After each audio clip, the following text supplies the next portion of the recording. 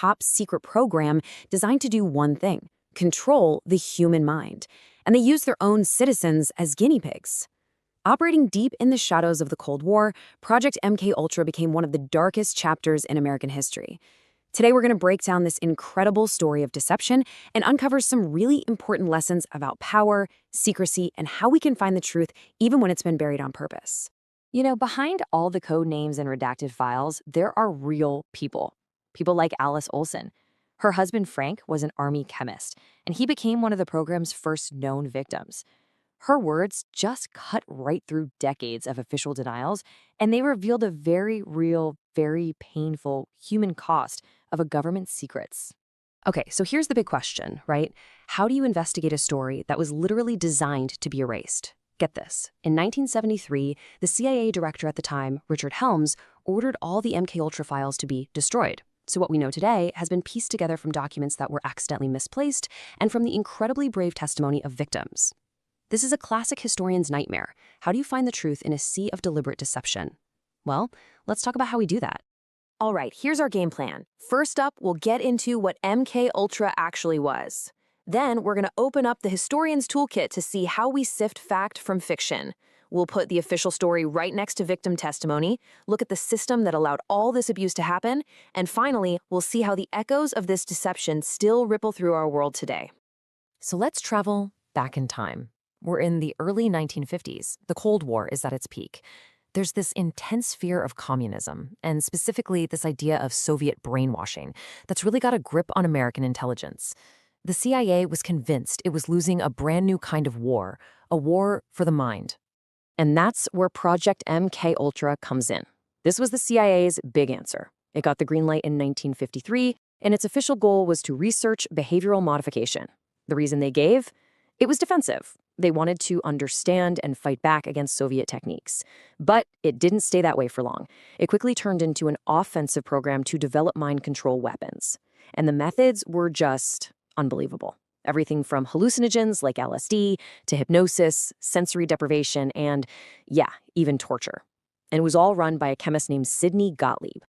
So you've got destroyed records, an official story that's full of holes. How do we, as investigators of the past, figure out what's real? We can't just take one source at face value, right? Especially not from an intelligence agency. We need a solid method, a historian's toolkit, to cut through all that noise. Well, the key tool here is something called triangulation, and it's actually a pretty simple idea. Imagine you're trying to find a spot on a map. One point of reference isn't really enough, is it?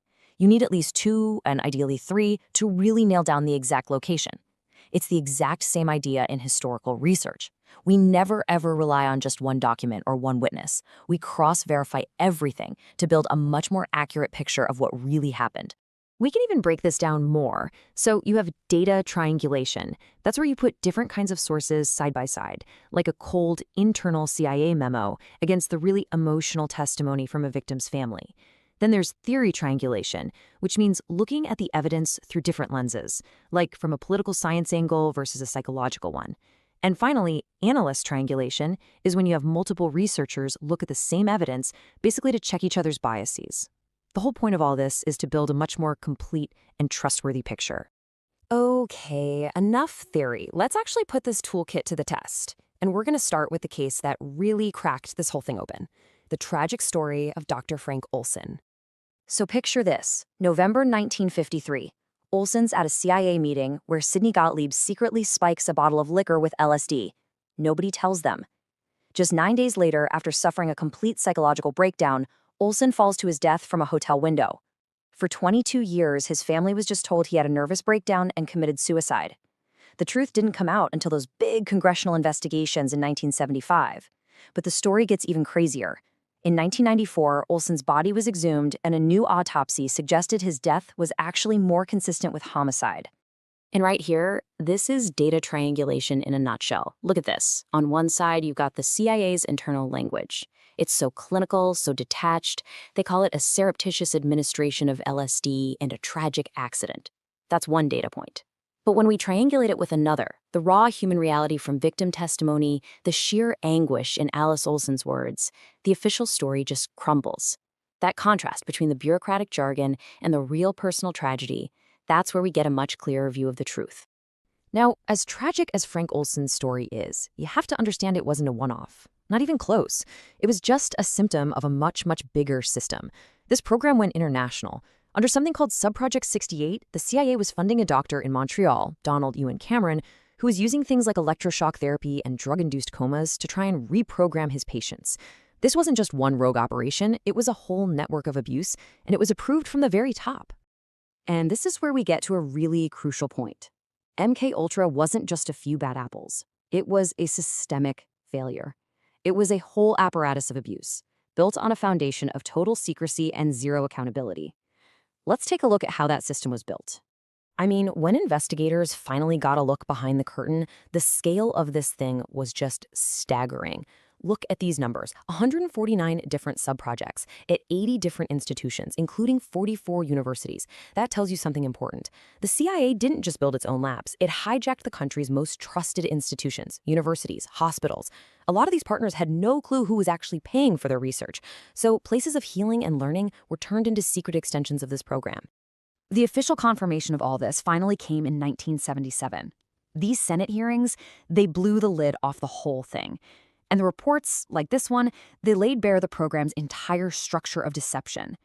The investigation found something even deeper than just unethical experiments. The whole way it was set up financially and administratively was designed from the start to avoid any kind of oversight and to operate outside the law. So you see, this whole system wasn't just broken. It was designed to be deceptive, on purpose. Normal oversight? They just waived it. The money?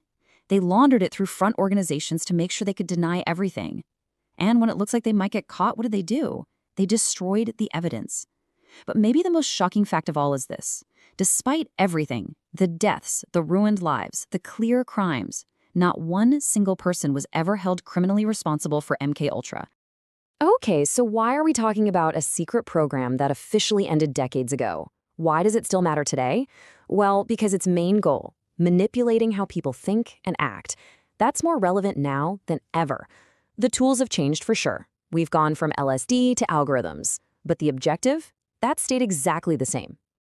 When you boil it down, MKUltra was all about finding ways to make people believe things that just weren't true, and to get them to do things without even knowing why. And folks, that is the literal definition of propaganda. The techniques are way more sophisticated today, but that core ambition, to manufacture consent and shape what the public thinks, is a direct line from what they were trying to do. Let me give you a more modern example of how this works. Back in 1990, a young woman known only as Nurse Nayara gave this incredibly emotional testimony to Congress that got everybody fired up for the first Gulf War. Her story was powerful, it was heartbreaking, and it was a complete lie. Nayara was actually the daughter of the Kuwaiti ambassador, and she'd been coached by a public relations firm to deliver a totally fake story. This wasn't news. It was a strategic operation designed to engineer public support, a perfect echo of MKUltra's goal to shape belief and behavior. So what's the takeaway here? The story of MKUltra is a really tough lesson. It proves that powerful institutions, when they're left unchecked, can and will use deception. It teaches us that the historian's toolkit isn't just for studying the past, it's absolutely essential for dealing with the present. The power of triangulation, of always demanding multiple sources and questioning the official story, is our best defense. Because if this could happen then, hidden in plain sight, we have to ask ourselves, what unseen narratives are shaping our truth today?